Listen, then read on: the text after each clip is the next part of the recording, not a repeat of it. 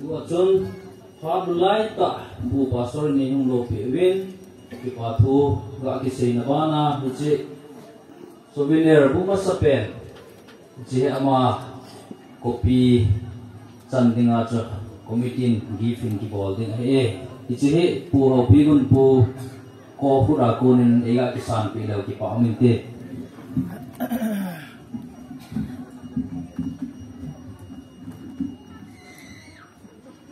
pu pastor Davidin pu ho pi gun pu es yana on na san san te Kita nak cinta dengan asal ini, cicilan kopi, aki koin, tuhin, asal wacun, umlah wilang, hoiten, icihe, pipi ten, teikam kama, hizat tuzat cikitipoi, ngai luna zala, icihe, tiga akitat diu,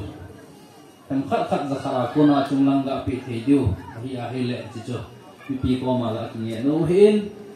Kiting le ichihe tiga het diu chu